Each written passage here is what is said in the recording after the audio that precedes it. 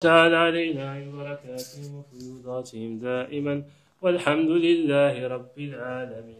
الفاتحة.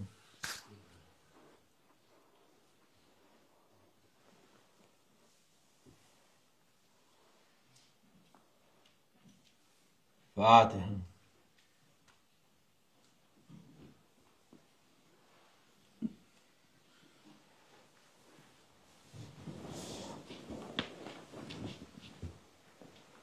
السلام عليكم. وعليكم السلام. أعوذ بالله من الشيطان الرجيم. بسم الله الرحمن الرحيم والصلاة والسلام على رسولنا محمد سيد الأولين والآخرين. مدد يا رسول الله، مدد يا سادة أصحابه، مدد يا مشايخنا الدستور مولانا شيخ الله فاز داستان شيخ محمد آل الحكام، مدد طريقتنا الصحبة والخير في الجمعية. Allah Azze ve Celle buyuruyor, herkes bildiği işine yapsın. Kendi işi. Allah herkesi değişik yaratmış.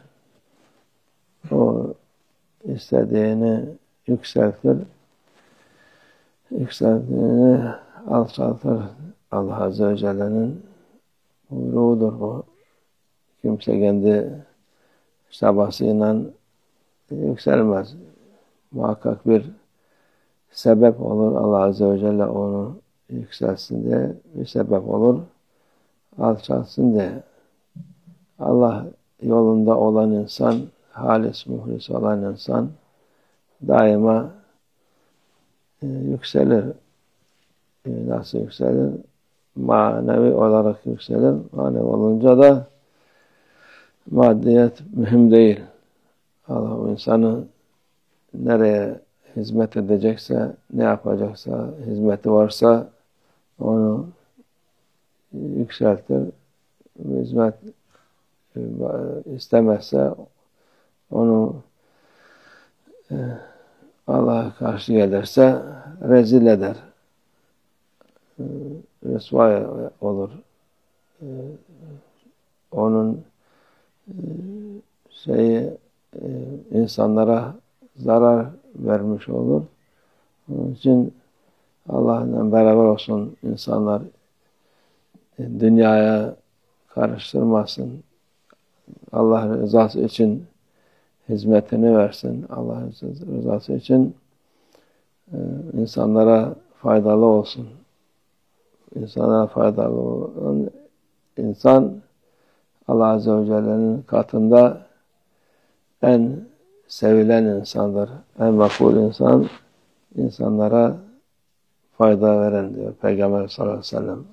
Sizin hayrınız insanlara hayırlı olan. Onun için bu dünya bir mümin, Müslüman ne yaptığını, ne ettiğini bilmesi lazım. Körü körüne adam bir şey söyledi mi onun peşinden düşüp de harap olmasın, helak olmasın. İşte bu bugün seneler önce bir hadiseler oldu. En büyük misal o. İnsanları helak, Allah rızası için değil de menfaat için, insanların iyi görünüp insanları mahvetmesi, insanın ona iyilik değil kötülük getirir.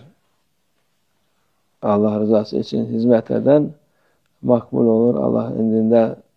Çünkü sırf burası değil, buranın ahireti de var. Sen bu kadar insanı yoldan çıkarttın, İslam adına yoldan çıkarmışsın. Hem dünyalıklarını mahvettin, hem ahiretliklerini daha hesabını orada artık Allah Azze ve Celle sen vereceksin. Allah muhafaza etsin. Nefsimize uydurmasın. meşayihler der, Şeyh babamız derdi, insanın nefsi, Firavun'un nefsi her zaman var. Firavun ben en büyük tanrınızım deyip kendini ortaya attı. Helak oldu, gitti. Ona tabi olanlar da helak oldu. Onun için bu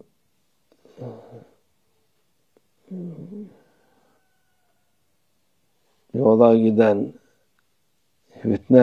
fitne çok büyük bir beladır. Bir çıktı mı bırakmaz. İnsanları kandırır. Doğru yolda olan insanları yoldan çıkarır. Allah'a şükür tarikat ehli dünyaya bakmaz. Hizmete bakar. Tarikat olan insan kötülük yapmaz kimseye.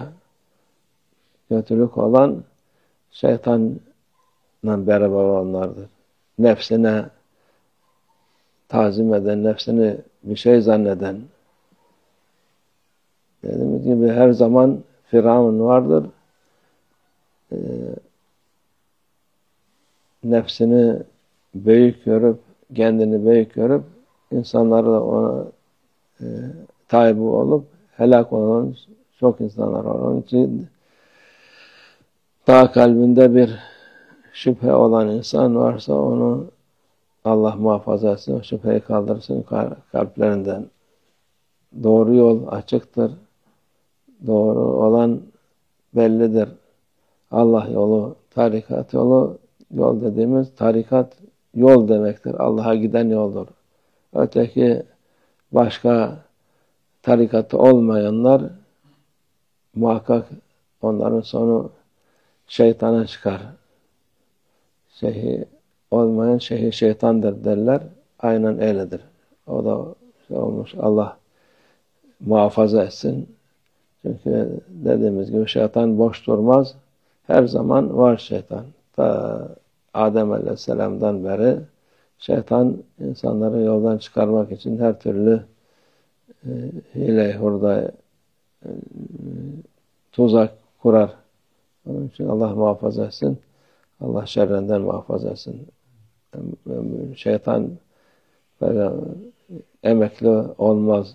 Şeyh Baba'nın dediği gibi emekli olunca ancak insanlar o da olmaz.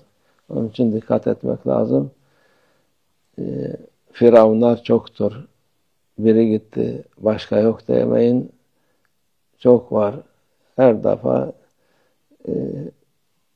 değişik kılıklarla çıkar karşına. Onun için ona dikkat edip her gün bir yerden bir şikayet gelir. Şu adam böyle yaptı böyle. Ya bu adamı zaten baştan soruşturun. Bu iyi midir, değil midir, nedir? Ona göre hareket edin. Allah muhafaza etsin. Allah kandırılmaktan muhafaza etsin. Allah bizi doğru yoldan ayırmasın. Allah'a tevfik. El Fatiha.